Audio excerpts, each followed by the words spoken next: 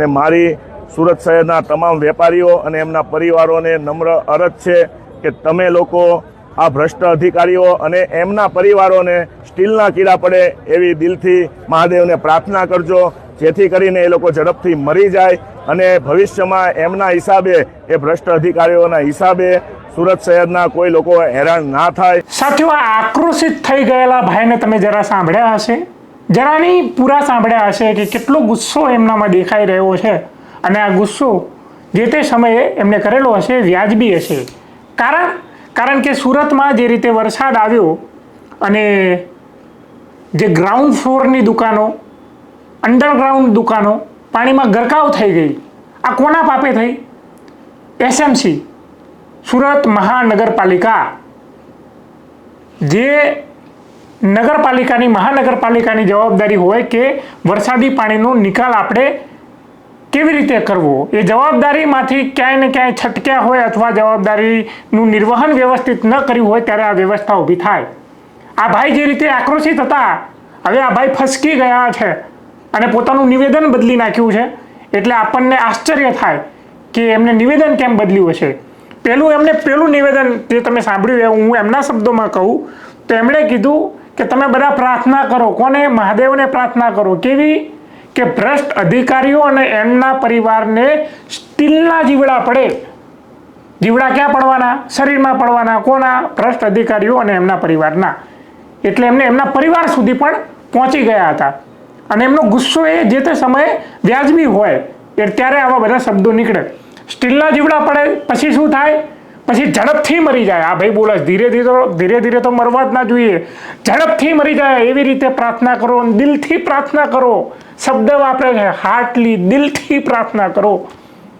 આટલું બધું બોલ્યા પછી વિડીયો વાયરલ થાય, આખા ગુજરાતમાં વિડીયો વાયરલ થાય અને હર્ષભાઈ સંઘવી સુરતમાં જાય છે, મુલાકાત લે છે એ વિસ્તારની, પાણીમાં ગરકાવ થઈ ગયેલી એ દુકાનોની સાથે દુકાનોના માલિકોની, અને એમની વાત સાંભળે છે, એમની સાથે સંવાદ કરે છે અને સમસ્યાનું સમાધાન આવે એવા વાયદાઓ કરે છે। એટલે આ ભાઈ જે કૂદકા મારીને બોલતા હતા કે જીવડા પડે એવી પ્રાર્થના કરો, મહાદેવને પ્રાર્થના કરો, જેવા ભગવાન નહીં મહાદેવને જ કરો, અહીંયા આશીર્વાદની ફ્રીક્વન્સી વધારે હોય, અહીંયા મહાદેવને પ્રાર્થના કરો। હવે આ ઊંધું બોલે છે એનાથી વિપરીત કે આ બધું ઉશ્કેરટમાં હું બોલ્યો હતો। સાંભળો આ વિડીયો। 7/7/2026 રોજ સુરત શહેરમાં જે વિનાશક સ્થિતિ ઊભી થઈ છે પાણીના હિસાબે, અને હું ખુદ મારી પર્સનલ વાત કરું, મારા ઘણા વિડીયો ગઈકાલે મીડિયામાં વાયરલ થયા હતા, બરાબર, અને ઉગ્રતામાં મેં ઘણું બધું કીધું છે અને હજુ ભાઈ હું કહીશ કામ નહીં થાય તો, પણ આજે મારા માટે ખુશીની વાત છે કે ગુજરાત રાજ્યના ગૃહમંત્રી અને ગુજરાત રાજ્યના ડેપ્યુટી સીએમ સાહેબ મારી ઓફિસની મુલાકાતે અને મારા કોમ્પ્લેક્સના અને મારા આજુબાજુના વિસ્તારના મુલાકાતે આવેલા છે અને ખરેખર એમણે દિલથી અમને લોકોને અમારી દરેક વાત સાંભળી છે। આજે સત્ય છે એ કહું છું, બરાબર, કોઈ આમાં વખાણ કરવા વાળી વાત નથી। ઘણા લોકો પાછા એવી બી કોમેન્ટ કરશે કે તું તો કાલે આમ કહેતો હતો, આજે તો ઘૂસી ગયો। એટલે આ ખાસ તમને કહું, જે રિયાલિટી વાત થઈ છે, ગ્રાઉન્ડ ઉપરની વાત થઈ છે, અહીંયાના સ્થાનિક પોલીસ અધિકારીશ્રીઓ, કમિશનરશ્રીએ, સુરત મ્યુનિસિપલ કમિશનરની ટીમ અને કલેક્ટરની ટીમ અને સર્વેયરની ટીમ, સંપૂર્ણ ટીમ લઈને આવેલા છે। કોઈ ખાલી વિડીયોગ્રાફી કરવા માટે કે ફાંકા ફોજદારી કરવા માટે સાહેબ નથી આવ્યો। આ રિયાલિટી છે। આવતીકાલે અમારી જોડે વેપારી જોડે સંકલન કરીને કલેક્ટર ઓફિસર સાહેબે મિટિંગ પણ રાખેલી છે। સાહેબનો ખૂબ ખૂબ આભાર માનું છું, દિલથી આભાર માનું છું સાહેબ। અને ખરેખર સાહેબે આજે જે ગ્રાઉન્ડ પર કામ કરેલું છે આવું ભૂતકાળમાં પણ નથી થયું। આ સત્ય હકીકત છે, કારણ કે હું તાજનો સાક્ષી છું। સુરત મારી કર્મભૂમિ ને જન્મભૂમિ છે। ખૂબ ખૂબ આભાર ફરી એકવાર સાહેબ, થેન્ક યુ। સાથીઓ, આ વિડીયો જે તમે સાંભળ્યો હશે, તમને શું લાગે છે કે આ ભાઈ ડરમાં છે કે ખરેખર આ હર્ષભાઈ સંઘવી આમનું દિલ જીતી લીધું છે? તો આ વિડીયો જે રીતે, એ વિડીયોની અંદર જે ભાઈ બોલી રહ્યા છે કે હજુ સમસ્યાનું સમાધાન નહીં આવે તો હજુ હું બોલીશ, હજુ વિરોધમાં બોલીશ, એનો મતલબ કે એ ડરમાં નથી। ઘણા લોકો કોમેન્ટ કરી રહ્યા છે કે ભાઈ તું ફસકી ગયો ને આ બધું, પણ એ ડરમાં નથી એ સાબિત થાય જ્યારે એ કહેતો હોય ગૃહમંત્રીની સામે જ। અને ગૃહમંત્રી કેવી રીતે બેઠા છે? પેલો કોલેજનો સ્ટુડન્ટ એક બાઇકની અંદર ચાર પાણીના ગલ્લે બાઇકની ઉપર બેઠો હોય આરામથી, એવી રીતે ગૃહમંત્રી બેઠા છે અને આ ભાઈ વિડીયો બનાવે છે, ચા પીતા પીતા બંને જાણે સહજ હોય એવી રીતે વિડીયો બનાવીને વાતચીત કરે છે. એટલે હવે આપણને સવાલ એ થાય કે આ ભાઈ ફરી ગયા, પેલી પ્રાર્થના કરવાની વાતચીત કરી હતી મહાદેવને કે સ્ટીલના જીવડા પડે, હવે પ્રાર્થના મુલતવી રાખવાની છે ગુજરાતની જનતાને જણાવતા જાઓ કે ભાઈને સ્ટીલના જીવડા હવે પડવાના છે કે નથી પાડવાના. મહાદેવ આશીર્વાદ આપી દે બધાને તો શું કરવાનું બોલો ભાઈ.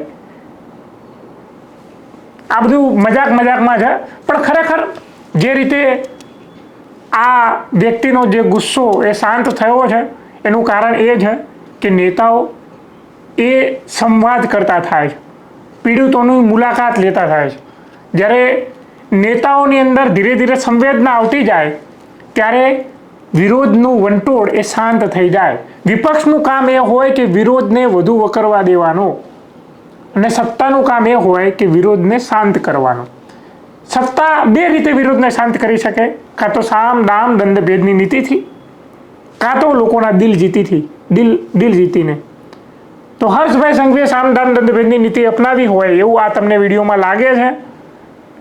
જો મને નથી લાગતું, કારણ કે એ વ્યક્તિ ખુદ કહી રહ્યો છે કે હજુ જો સમાધાન નહીં આવે તો હજુ હું બોલીશ.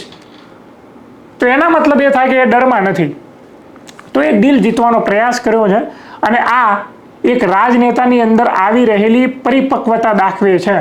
હું હર્ષભાઈ સંઘવીનો સમર્થક નથી, અને હું એમનો જે તે સમયે અને જે તે મુદ્દે આલોચક પણ રહ્યો છું, એ સરકારનો આલોચક રહ્યો છું, અને આવનારા સમયમાં પણ એ આલોચક રહીશ. વિપક્ષે એમનામાંથી ખાસ શીખવું જોઈએ કે વિરોધને શાંત કરવા માટે એમને જે દિલ જીતવાનો પ્રયાસ કર્યો છે એ આ જમીન ઉપર ઉતરીને, તો વિપક્ષે પણ ખાસ કરીને જમીન ઉપર ઉતરીને વિરોધને વધુ વકરે એવી કોશિશ કરવાની હતી કે જેનાથી સરકારનું ધ્યાન જાય. પણ સરકાર એ પહેલાં જ વિપક્ષની તમામ નીતિઓને નિષ્ફળ કરતી હોય એ રીતે ગૃહમંત્રી ત્યાં જાય છે અને બધું સમાપ્ત થાય છે. આ મુદ્દે તમારું શું કહેવું છે કોમેન્ટમાં જણાવતા જજો, અને જોતા રહેજો ક્રાંતિ માર્ગ. ઇન્કલાબ જિંદાબાદ.